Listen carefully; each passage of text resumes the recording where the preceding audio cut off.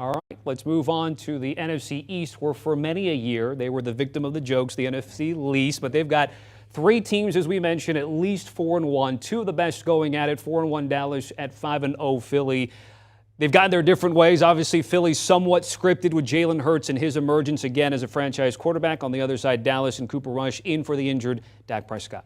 The thing I want to look at in this game is defensive coordinator Jonathan Gannon. How is he going to make Cooper Rush beat them? Because last week versus the Rams couldn't do that. He only threw for 100 yards, and yet they still won by 12 points because their defense is so good. That's the Dallas Cowboys. Now, we know with this Philadelphia offense, the RPO game puts you in such a bind because if you're Vayton Landerich, the linebacker, you don't know whether to come up to stop Miles Sanders or do you stay back for the slant for A.J. Brown. So the guys that are going to be pivotal in this game for the Dallas defensive line, Osa Odighizuwa, the defensive tackle, and Tristan Hill, they're going to have to get off blocks and make plays. The Philadelphia Eagles, they'll get Jordan Mailata back at left tackle, which is a big boost because we know with Micah Parsons coming off the edge, Tommy, he had a pulled groin and got 2 sacks in that second half versus the LA Rams. It's going to be big, but I think the Philadelphia Eagles want to make this defensive line play the run. We know what they can do when it's 3rd and long and 2nd and long situations. They can pin their ears back and get the quarterback. They're going to want to bring that physicality to Dallas this week.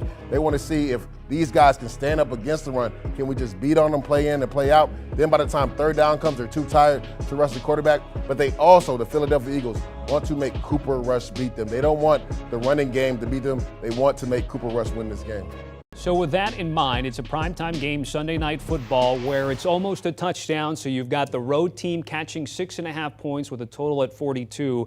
Do you have an early lean or maybe even a love in this situation here? I think the Cowboys cover. I don't think they win the game, but I think they cover. Cooper Rush has done a really good job when teams have tried to make him one-dimensional and make him win games. He's done a good job when they stack the box to stop Tony Pollard and Ezekiel Elliott. He's found CeeDee Lamb outside. He's found Noah Brown outside in one-on-one coverage. Michael Gallup has had some nice games since he's come back from the injury. He's done a really good job of knowing where to go with the football. That's why I think it's interesting to see what defensive coordinator Jonathan Gannon does because he has 2 really good corners. Look at the outside. Big Play Slay is one of the best in the league. And James Bradbury has not gotten enough credit. He's playing at an elite level right now. So those guys can match up in one-on-one, but it'll be interesting to see if he throws some different zone coverages at him. I think a lot of people have already started to be in agreement with you. Maybe some money on the Cowboys, depending on what book you're at. It could be down to 6 at that point, but again, 6 or 6.5 hasn't reached that touchdown mark, but we'll keep tabs on that as we get closer to Sunday Night Football. Do you want a sports network that delivers everything that matters about the game? The highlights, the picks, the instant analysis, no yelling, no fake debates, no politics.